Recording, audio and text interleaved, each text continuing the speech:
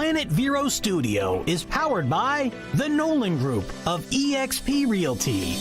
MyNextHomeFinder.com.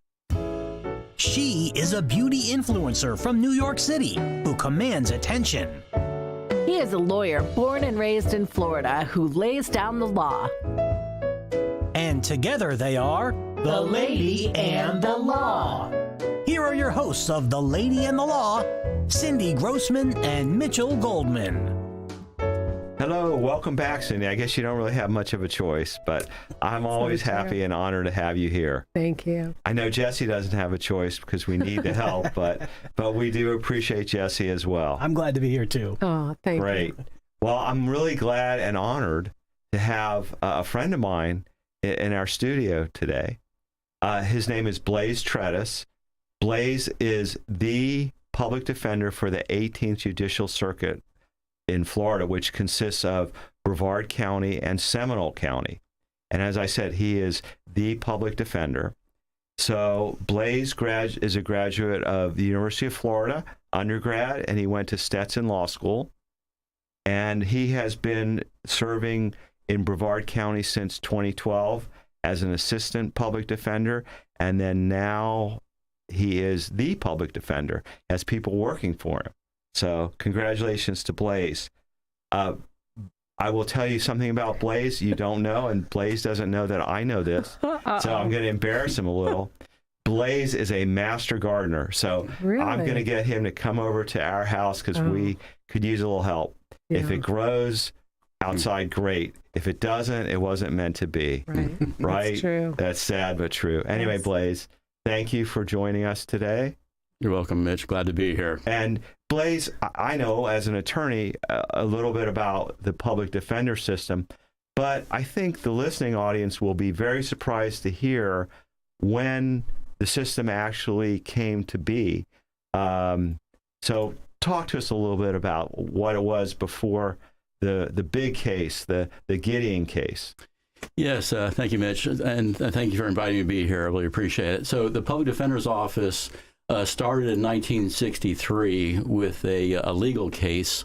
Up until 1963 in the United States, if you were charged with a crime up to a life in prison crime, but you could not afford to hire a lawyer, then you did not have a constitutional right to an appointed lawyer. So many thousands of people were charged with very serious crimes, spent many decades in prison without even ever having a lawyer assist them. And the situation changed in 1963 in the case of Clarence Gideon versus Wainwright. Wainwright was the secretary of the Florida Department of Corrections. But Clarence Gideon was sort of like a petty thief type person in Pensacola. He was arrested for burglarizing a pool hall. And he asked the judge for a lawyer to represent him, and as was customary at the time, the judge said, if you can hire a lawyer, then hire a lawyer. If you can't, you're going to represent yourself. Well, he was indigent, Clarence Gideon was, so he represented himself at trial. He did a terrible job, easily convicted, and was sentenced to 5 years in prison. So he wrote his own appeals to the Florida Supreme Court, was denied, and then wrote a handwritten petition to the United States Supreme Court. And the United States Supreme Court decided to hear his case. And he prevailed in his case in the United States Supreme Court. The court held that in a felony case, that if you could not afford a lawyer, that the Sixth Amendment to the United States Constitution required the government to pay a lawyer to represent you. The really good part of it's a great story all the way around, but the really good part I like about the Clarence Gideon story is he had a new trial. And this trial was with a lawyer, and the lawyer was pretty easily able to convince the jury that he was not guilty. He was found not guilty, and he was released from prison after serving about 2 years. And shortly thereafter, the United States Supreme Court decided other cases in rapid succession in juvenile cases, juvenile delinquency cases, and misdemeanor cases. Any criminal case the court held in which you were facing a loss of liberty, if you could not afford a lawyer, then the government would have to pay for a lawyer to represent you. Even in a mental health case, when your liberty was at stake because you could be involuntarily committed to a mental institution, the court held you were entitled to an attorney.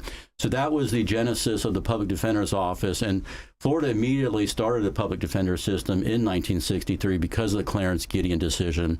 And I think it really has a very good public defender system. A lot of hardworking, idealistic lawyers who I think do very hard work under difficult circumstances, big caseloads, but they do a very good job, I believe. And that's how the public defender system started in Florida. So it wasn't until 1963 that people had the right to an attorney when they're accused in a criminal case. Before then, if they couldn't afford an attorney, they were out of luck, or they had to represent themselves. Right. I bet a lot of people didn't know that. Wow. Right, and it was really unfair because, like in the Clarence Gideon example, the evidence against him was so weak. Basically, the short facts are that the police were called to a burglary of the pool hall. They arrive and there's someone in the parking lot, and he says that Clarence Gideon burglarized the pool hall. That was it, one witness.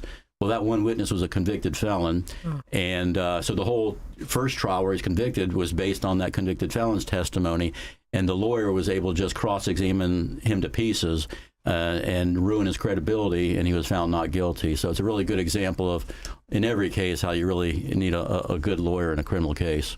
Now, Blaise, as the public defender for the 18th Circuit for Brevard and Seminole counties, how many attorneys do you have that work for you? It's a very big office, 62 lawyers in both counties. And that's not unusual across the state of Florida, that the state attorney and the public defender offices are the biggest law firms, so to speak, in the counties. So it's a very big office. And we represent, I'd estimate, probably about 70% of all the defendants in the criminal justice system because they're indigent. And my office doesn't decide who to represent. When someone's arrested, they appear before the judge. And if they don't have a lawyer, the judge then questions them about their finances, their savings, their assets. And the judge makes that determination whether or not they're indigent and are appointed the public defender. Now, is it easy being a public defender? I mean, what kind of caseload does an average public defender have? And is it different if it's a felony case, which is, as you know, a more serious potential loss of liberty case? Or is it more of a lesser charge, like a misdemeanor? The caseloads are really high, and I think that's the reputation that the general public has with the public defender system in the United States, is that public defenders may be overworked and have very little time to work on their clients' cases, and there's truth to that. And to put it in perspective, the American Bar Association has issued standards which say that a full-time attorney doing criminal law should not represent more than 150 felony defendants' clients per year, and our attorneys represent double that, 300. Wow. For misdemeanor cases, the American Bar Association standards are that an attorney shouldn't represent more than 400 misdemeanor clients, and our attorneys represent 800 and more.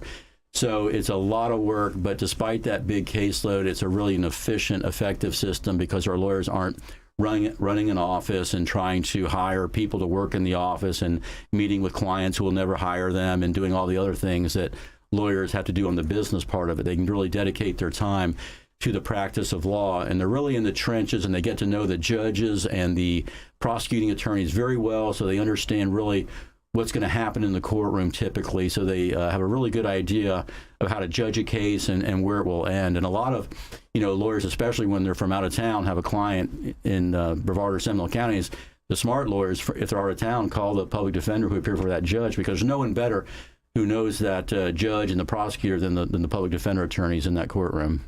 That's true, because what happens is that public defender or that state attorney is in the room with the judge.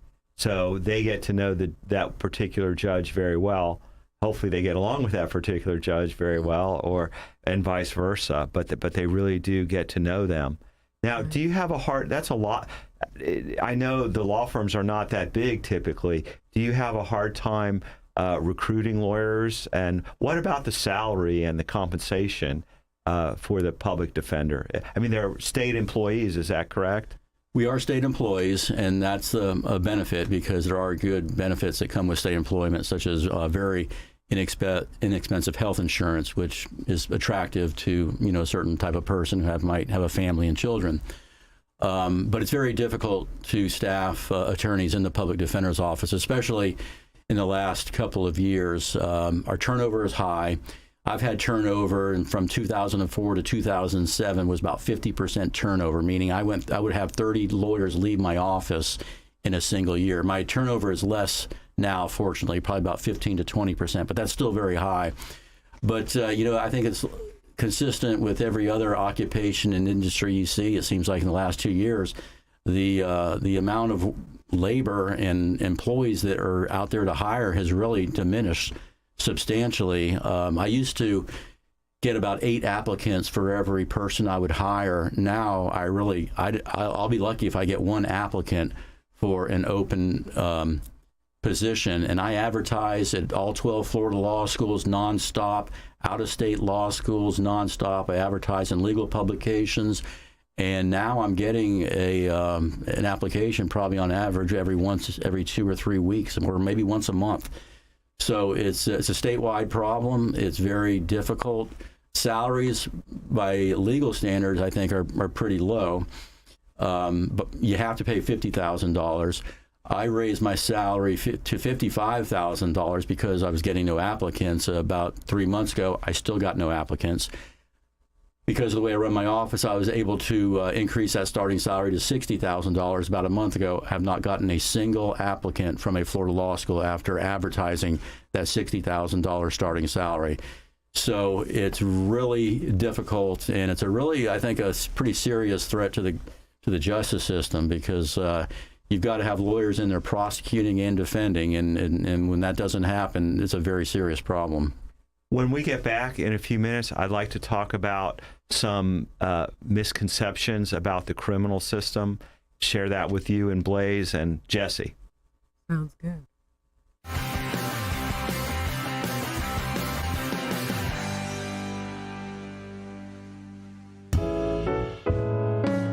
The law offices of Goldman, Monahan, Tucker, and Bettine is here to help you with your personal legal challenges, business needs, and real estate matters. Since 1984, we have assisted countless numbers of Florida individuals and businesses with their legal issues. From trusts and estates, wills, real estate, and civil or criminal litigation, we pride ourselves on maintaining lifelong client relationships and would appreciate the opportunity to assist you and your family as well. Please call 321-639-1320 for further information on the law offices of Goldman, Monahan, Tucker, and Bettine. I'm a non-attorney spokesman. At Sunshine Furniture, our 35,000 square foot showroom is filled with the largest selection of in-stock coastal furniture on the Treasure Coast. Dining and bedroom sets, occasional tables, sofas, sleeper sofas, love seats, and chairs, including lots of slipcover styles from Universal, Four Seasons, and Capri.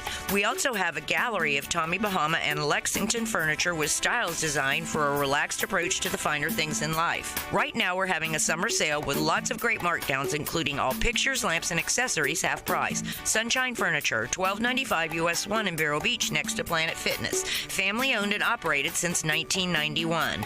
Don't forget to visit our outlet and closeout store directly across the street, and visit our website at sunshinefurniturecasual.com. Sunshine Furniture brightens up your day. Sunshine Furniture, the best in every way. Have a sunshine day. Sunshine Furniture, stop on in today and have a sunshine day. At Compass Pest Control, we focus on killing pests where they live and breed by terminating them outside your home or office before they can get in. Hi, I'm Chris Hudman, co-owner of Compass Pest Control. We prevent roaches, ants, and other pests from getting inside with a proactive approach. We don't stop there. We also offer lawn and plant health programs. And we'll never sell you something you don't need. At Compass Pest Control, our prices are competitive. Your satisfaction is guaranteed. Get a free estimate. Visit compasspests.com.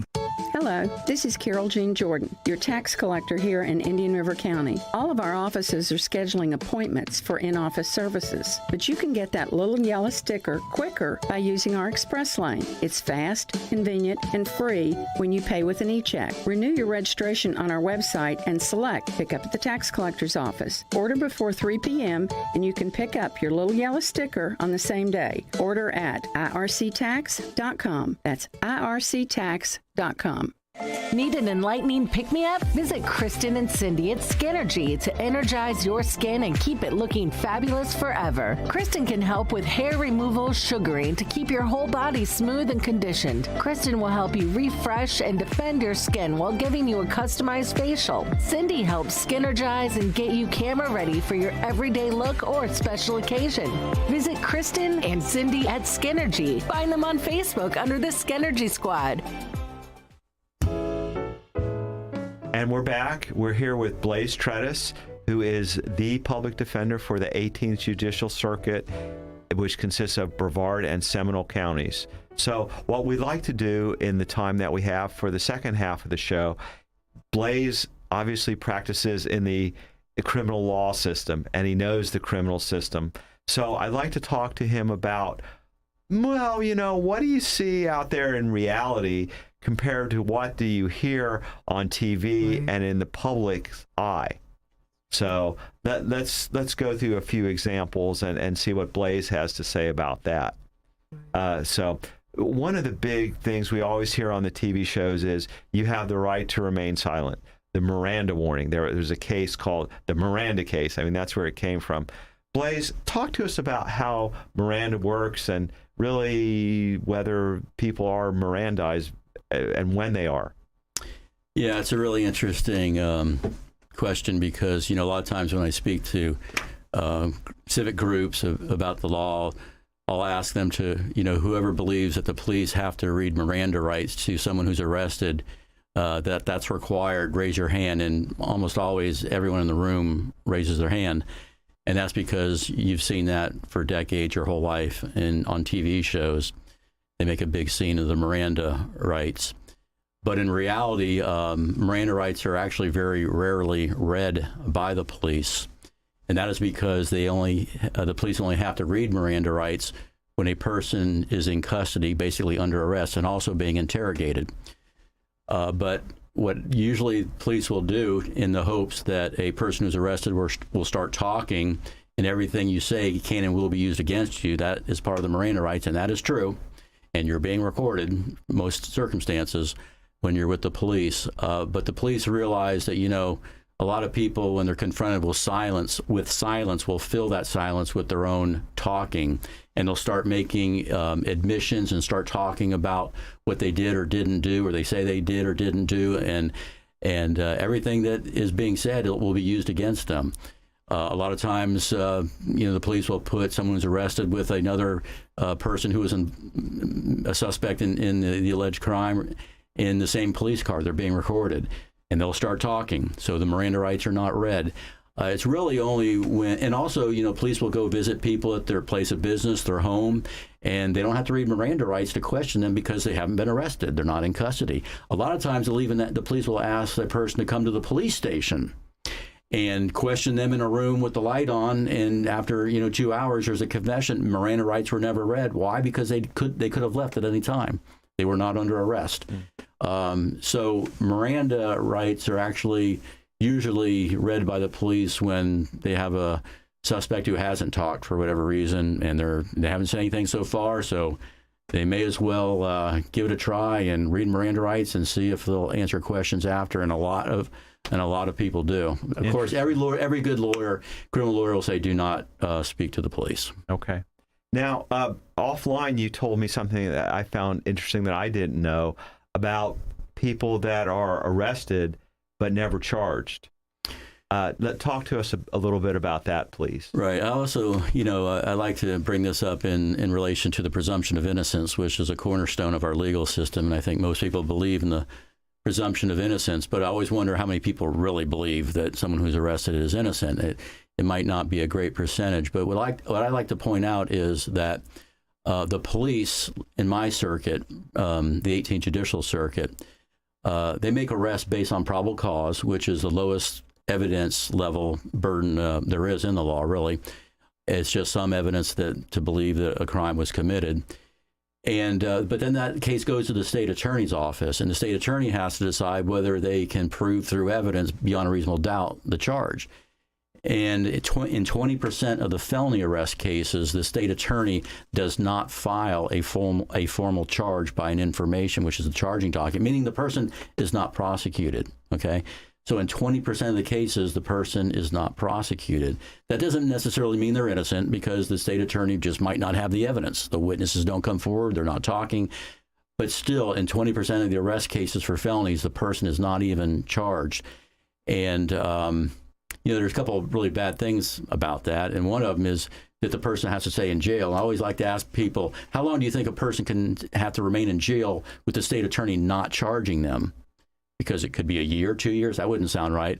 But luckily in Florida, you can only be held in jail without the state attorney formally charging you for 33 to 40 days. And that's a big part of the work in my office, is that I'm reviewing the jail population on the 32nd day to see who's in there still, and also has the state filed the formal charging information. If they haven't, we get them scheduled before the judge on the 33rd day, and they're released on the recognizance, meaning they don't have to post a bail. The case isn't over because the state has up to 6 months under the speedy trial rule to file the charge. But they're released without having to post bail. But 20% are not prosecuted at all. Another really sad thing about that is that that arrest shows up on their record. It doesn't go away.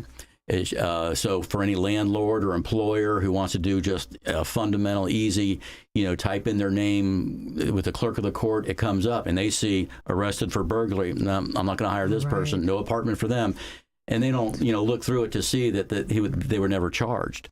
And we have clients who try to tell landlords and bosses, I wasn't charged, and they get nowhere. So it's a big unfairness, but that's how things operate. Let alone the cost to the government and to you and I, the taxpayers, to keep somebody in jail for even the low security for a month. Right. Cindy, you had a question that you wanted to ask Blaise. Yes. I mean, we watch TV, we watch the news. It's so much hype about crime and what's going on. Can you tell us how good or how bad crime is in Brevard and the other district? Yeah. This is another really interesting thing. When I talk to civic groups, I tell them that, I ask them, what do you think about crime? And usually the response is, it's just terrible. It must be just bad. There's so much crime. And they get that impression because when you turn on the television at 6 o'clock, what do you see leading almost every night? And that's a murder or, a really serious crime. So that's the impression people get. But actually, and this is hard for a lot of people to believe, but the crime rate in Florida now is the lowest it's been in recorded history. They've been doing crime statistics for 50 years in Florida, and the crime rate has never been lower than it is now. It's been dropping for, dozens of years, really, probably since about 1990, really, or the mid-90s, after the crack cocaine epidemic sort of subsided.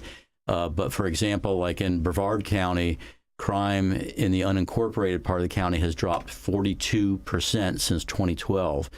And you look at these crime statistics come out, like in Seminole County, crime dropped 22% last year. So people really get the wrong idea by just relying on their impression from the news. What the crime situation is, it's drastically been reduced. That's good to hear. Blaise, real fast with the few minutes that we have remaining, I know our criminal lawyers are always asked this question: how can you represent somebody that you think that is guilty? How can you do that? Yeah, it's not difficult. For me at least. It might be for some people. But I think attorneys are really dedicated to the Constitution, and the Sixth Amendment gives them the right to an attorney no matter what. So for that reason, it's a really, I think, noble profession to represent people who are charged with crimes. And everyone needs a defense as well. And a lot of times, our work is not really trying to get the not guilty verdict, although that we try to get that when it goes to trial. But so many times people are charged with crimes they didn't commit, but they might have committed some crime, but not the most serious crime they're charged with. So our goal is to, get that charge dismissed, and so instead of face 20 years in prison, face 5 years in prison. So a lot of times, the goal is to basically reduce the exposure of prison or jail in some of our serious cases. I actually think the most stressful situation for a criminal defense lawyer is when you're representing a client who you know or strongly believe is not guilty, because in those cases, you believe the person is not guilty. It's on your shoulders to hopefully get them found not guilty. Thank you, Blaise, and we appreciate your public service and your support of our constitutional rights, and these are essential parts of the legal practice. And thank you. Thank you, Mitch. Thank you. Thank you so much.